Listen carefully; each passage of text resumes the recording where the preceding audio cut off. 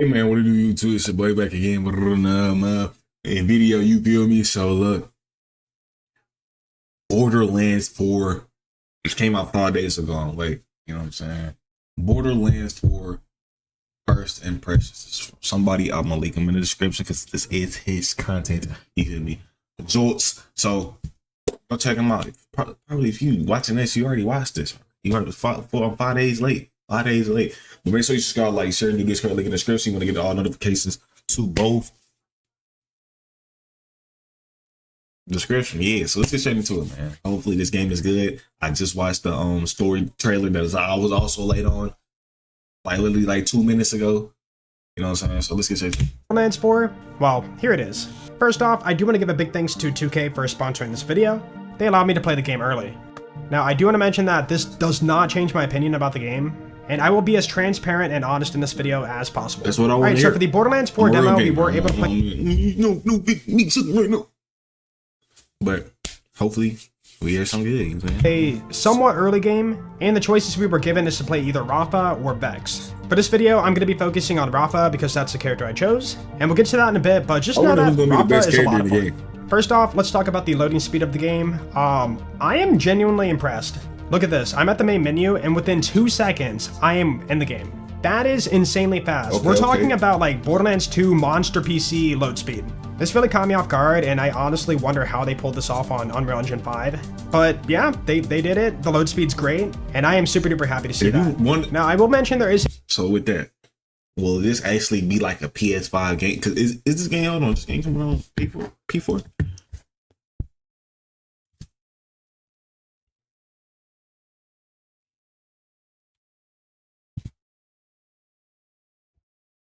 Is this coming out on P4? Nah, it's not. Xbox Series X. Oh, get y'all money up. If you still got PS4, nah, bro, it's been 5 years. Say lengthy, but I finally feel like we're stopping with the PS4. Some games are still dropping for PS4s and Xbox Ones, but gladly now we should.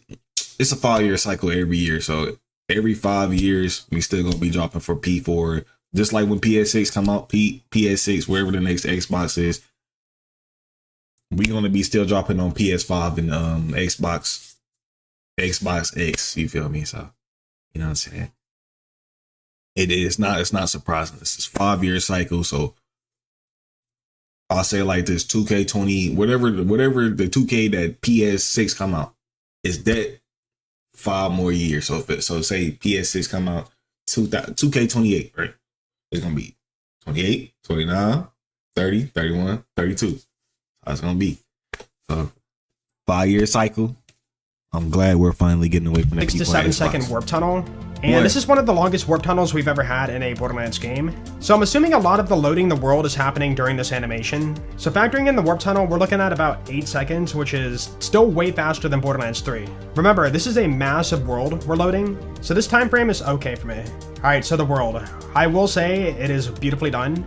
All locations feel different, they're very vibrant, and in this case we have a grassland. So there is going to be a lot of green for this map. Now, we were given just over an hour to play the demo, so we're just going to go through the footage and let you know how I felt as I took on the content. For the first 7 minutes, I was going through the UI, the controls, adjusting sensitivity, you know, just getting a feel for the controls and whatnot. Just know there is a lot of button combinations that need to be learned, so don't judge me too hard when it comes to the first combat encounter. Like, having all the knowledge from Borderlands 1, 2, 3, the pre-sequel, all the games, I will just say all that knowledge is kind of thrown out the window when it comes to Borderlands 4. There are so many new controls and so many new mechanics that you have to sort of relearn or just learn them. So it's not going to feel 100% natural when you first play the game. Alright, bet. I'm cool with that. Learning curve. You know, a lot of bots don't like to learn. So I'm going to learn. I ain't going to be playing. I'm going to actually learn. Where's the controller at? I might actually learn that. Finally to the gameplay, I experienced gliding for the first time and dashing. You probably already know about this and have seen it in the trailer, but it feels good. When it comes to any extra movement options, I'm all for it. To my right side, I saw a big open cave and I really wanted to check it out, but unfortunately, we had a limited playtime on this demo, so I had to make sure I got work done. So I chose not to veer off the story path and got more done. Who knows, there could have been a surprise world boss in there or like red chest, I don't know. I'm so sad I didn't have time to check it out. Alright, now we check out our action skill. This is going to be the arc blades. Keep in mind we're only level 5, so we don't have any like augments or anything to slap on this just yet. So in its most basic form, you just have a dash attack and a slice attack. Hold on. I want to know if some of y'all gonna do this. Is y'all gonna make different characters? Like y'all gonna make all 4? Cause I might do that. I might want to do that, and then grind them off on my own type shit. I want to do that. So let me know if y'all gonna do that. Cause I'm gonna have my main one. That's gonna be the highest one. But then I'm gonna have the backup the 3 backups. This is always 4. In the middle, you can see a bar depleting. That is your duration, obviously.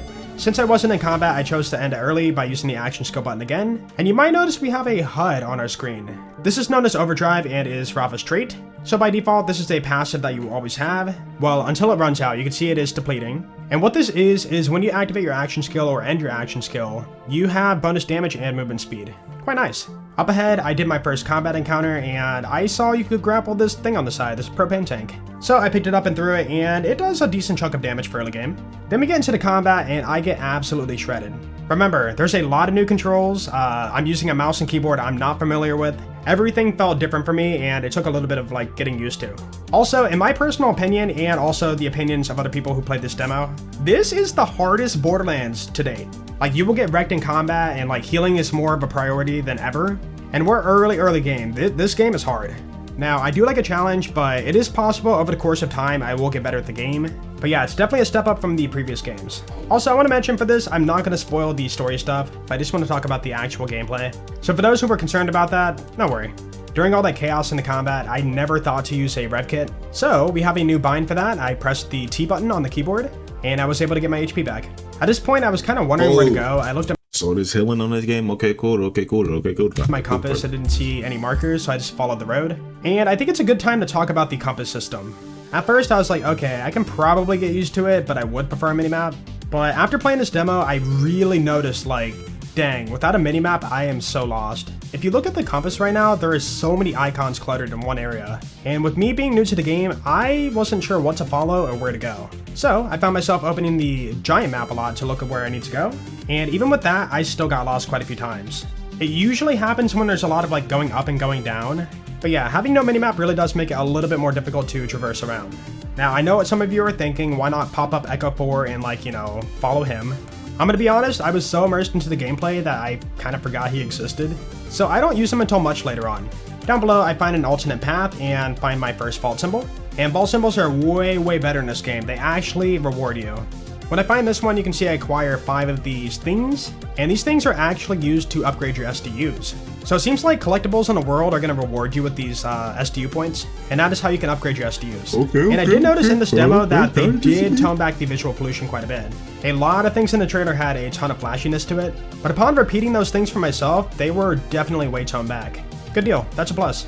Alright, so we passed by this blinking blue thing. I had no idea what it was at the time, but these are actually your save stations. So, if you die, you respawn right there. Also, the radius for hitting these things is large. You can trip a save station from really far away. That is a very nice addition.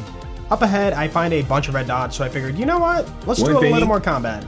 But before I do swap over to a new action skill known as Apophis Lance. One thing, hopefully, with the map being so big, is it's filled with content in a way. Well, not even content. Hopefully it's filled with things to do. Y'all know, if I remember Forsaken, that big trash shitty ass game, there wasn't nothing to do in that big ass world. You know what I'm saying? So hopefully when this game come out, this big world, constant niggas to fight. And when I mean by constant, I mean I fight one squad, 2 minutes later I'm fighting another squad. You know what I'm saying? You know how time go fast when you're in the game. And that is going to be that gun zerg thing we've seen in the trailer, which is your left-handed gun. And I will be completely honest about this, I didn't really feel this action skill that much. Like, we are early game and don't really have any augments we can slap on it to make it any more different or better. But you guys know me, I've never been a huge fan of like charge, Malawan stuff in BL3. And that is what this action skill kind of reminded me of. You charge up and release shock damage. And I guess it's a good time to talk about the modifiers on enemies. As an extreme hater of modifiers from Borderlands 3, the modifiers in this game really aren't that bad. They are way more like ARPG, and they don't really drastically change the game too much, but it does add that extra layer of difficulty on the enemy, and they don't make you suffer like the Mayhem modifiers did in BL3. On my way back, I found a body of water, so I figured, you know what, let's check out the swimming mechanic. Turns out swimming seems to be only on the surface, you can't dive under, so it's only going to be a way of getting around. I'm a little bit sad about that, but I guess it makes sense. I followed the compass to the next objective, and you might notice this giant blue barrier around the area. This is an end of world general waypoint. Basically, whatever needs to be done for the mission happens within this circle. I do think that's a pretty good addition. I find my second enemy with a modifier known as Shielded, and it just gives him a second shield bar. Good challenge, I like it. Later on, I find a red chest sitting in the road and open it up. Right away, I saw Jacobs, and I'm a huge fan of Jacobs, so I'm going to be doing Jacobs. Also, I see a throwing knife for the first time and thought, oh, I gotta try this thing. So throwing knives are going to be part of Ordnance, which is your heavy weapon grenade damage slot. And the throwing knives are considered grenade damage, ordnance damage. It is a little bit weird to think about, but some throwing knives can blow up like grenades, and just think of them like grenades, pretty much. Now I get to experience throwing knives, and oh, they feel so good. You do have to line it up extremely accurately. You can't just like randomly throw it unless you get the homing modifier on it.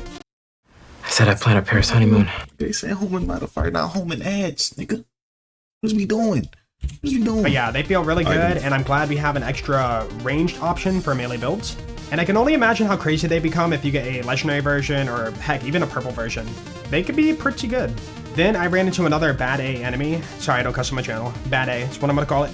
And I did notice they're extremely plentiful for this session.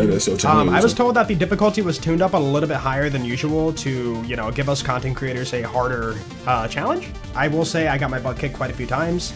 And like I said before, this is definitely the hardest Borderlands I've ever played for the first time. However, as a veteran, I do like the challenge. Unfortunately, I couldn't stop and look at gear for too long because, again, we had the limited playtime on the session. But as you may know, items have so many combinations they can roll for passives. And this rev kit happened to have, if you use it, you get bonus reload speed for a short time. Very, very cool. And yeah, going back to the compass system, I see that the objective is forward, but I can't walk through a wall, obviously. So I have to open the big map and figure out where to go.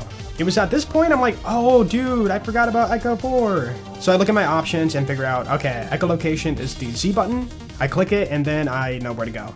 Now Echo 4 only stays off for about like 5-6 seconds. And then after that he will despawn and you have to click the button again. It's not a big deal, it's very easy to click the button again. And now I have an idea of where I need to go. Now I hit my first level up and it was time to spec my skill point. I decided to go for more gun and melee damage because I kind of need that right now. And I also want to mention I would love to check out the other trees and stuff, but unfortunately for the demo we cannot respec our character. So we were stuck with what we had and had to go with it. So yeah, I'm back on the arc knives. I just find them to be the most fun and love melee.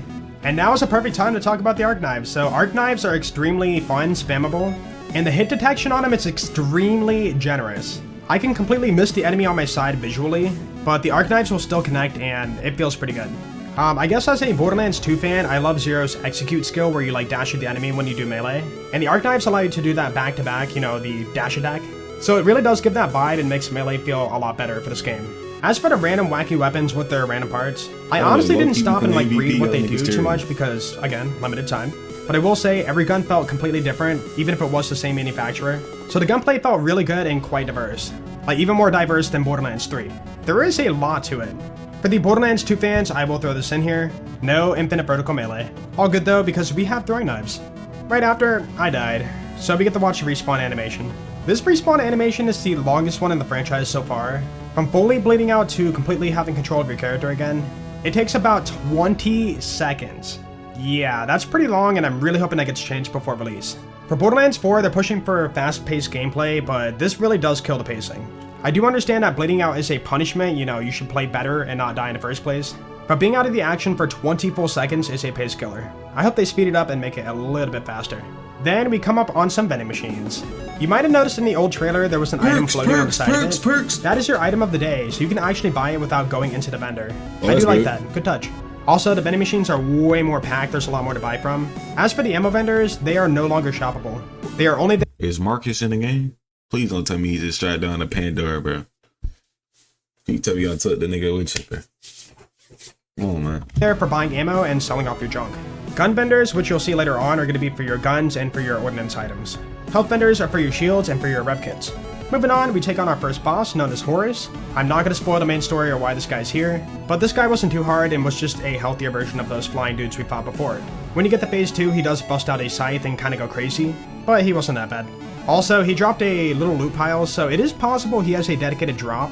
Unfortunately, I couldn't farm him due to the limited time, so I had to pass on. Man, I want to farm so bad, come on. Anyways, moving on, I got lost again. The compass was telling me to go to the objective, but there's walls in the way, and eventually I did find where to go. You might mention, why not use Echo 4? Well, he's not completely accurate just yet, and sometimes he'll just tell you to go through a wall. To be fair though, they did say this is a beta version of the game, and Echo 4 is going to be fine-tuned before release. I just want to be transparent with you guys. The game isn't perfect yet, but they are aware and are working on it. I got lost again, but this time Echo 4 did save the day, and we encounter our first Ripper enemies. Oh hey look, it's Boom Boom. No, this isn't Boom Boom from Borderlands 2, but they do explode when they die, so you need to back up. I learned from that. At this point, the game did get quite a bit more difficult, but to be fair, I was a little bit underleveled for skipping a bit of combat. I mean, we have limited time on this demo, so I had to skip some combat. I collect the objectives in the area, go back to the main town, and that was the end of the story mission. Cool thing about beating any story mission in the game, or even side mission, you are given a loot crate. But yeah, you're given a loot crate and you can open it up and get a reward out of it. For mine, it showed I can get... Ain't that like when Borderlands 2, you did a what you call it, you got a gun. So now it's just random. I mean, wasn't it random already? What is the gun? I don't remember. I ain't played Borderlands 2 in a minute. I'll fuck with it. Get a green to blue assault rifle, and I ended up pulling a green one. Pretty cool. After that, I checked out a gun vendor for the first time, and as you can see, you can purchase guns and ordnance items. Again, ordnance is going to be your heavy weapons, your grenades, and your throwing knives. There could be even more for ordnance in the game, but that's all we know at the moment. Alright, now for the side mission, I do look at the minimap and go to that location, and sure enough, it's Claptrap. Yeah. It's here you can read about the mission and see all the rewards you're going to get for completing it. You get purple rarity tier XP, white rarity tier money, a green or blue pistol, customization, and iridium. As for what iridium is used for in this game, I have no idea at this moment. What's so exciting? They use for the bronchiolation of ads, my nigga. Come on now. Hopefully something cool. I will skip forward a little bit here to not spoil the mission, but there is a lot of combat. But what I do want to highlight is how creative they get with the grappling in this game. The objective for this location was to use the mirrors to bounce a laser to a door, and the laser would explode the wall and open the door. So it did take me a little bit to figure out what to do, but eventually I did see the grapple icon, and these will turn the mirror and allow you to bounce the laser around. I thought that was pretty cool. After opening the wall, it was a true test of your movement, and we got to do something really cool I've been begging for in a Borderlands game, and that is a parkour tower. Now, I know not everybody's a fan of parkour, but I love, pushing the movement to its max. And with this, we had to use the grapple to pull down these platforms and then use it to climb walls. So you grapple, you climb, you mantle, you do all the stuff to get up this tower. You know what I'm saying? For the final bit, I was a little bit confused. I'm like, dude, where do I go? And I realized my only option was to jump and glide around the corner, but if that wasn't what I was supposed to do, I would have fallen all the way to the bottom. Luckily, around the corner, I could climb the wall, and I did make my way all the way to the top. That was a lot of fun. With the mission done, I turn it into Claptrap and get my loot box, and I pulled a green ending cosmetic. Unfortunately, it was at this point I hit the time limit for my play session, and they told me it was time to sign off. I was a bit sad because I did want to check out more, but I understand there's other people who want to play the demo, so it was time to get up and go. But yeah, so my final thoughts on Borderlands 4 after this demo. Again, these are full-blown my opinions about the game. Nothing can influence that, and I will tell you right now, this game is a lot of fun. Now, it has its flaws, every game does. I'm not a huge fan of the compass, and Echo 4 doesn't function like, I would say like 10%, maybe 7% of the time. Like, it will tell you to walk into a wall or follow a weird pathing. But outside of that, everything else feels great. The action skills are fun, the movement's great, the items feel good, the world is beautiful, the skills are fun. There's so much to do in the world that I wasn't able to check it all out. Mission data gives you a lot of information you need, and the difficulty feels pretty good. XP earn feels good, leveling and whatnot. There's so much I could talk about, but for the most part, this is the most different feeling Borderlands we've ever had, but I mean that in a good way. Keep in mind we played a very small section of the game, and there's so much more to check out and form opinions on, but as of right now, for what we played today, I can confidently say I am looking forward to this game. I hope it gets post-launch content, I hope it gets good DLCs, I hope it gets, takedowns, really cool DLC items, and much more. And again, I do want to thank 2K for sponsoring this video, and allowing me this opportunity to show a little bit of Borderlands 4. Also, if you would like to, you can pre-order Borderlands You can pre-order it, man. I'm getting it. I'm gonna have to, bro. I ain't gonna lie, I'm getting that bit off release. I will see content that if you don't got. But hopefully this game is good. Like he said, hopefully it's good DLC, good everything. So we gonna see when this game come out. It looks good. You know what I'm saying? But I'm out of here. Subscribe, like, share me. Yeah. Tell me how y'all feel about it.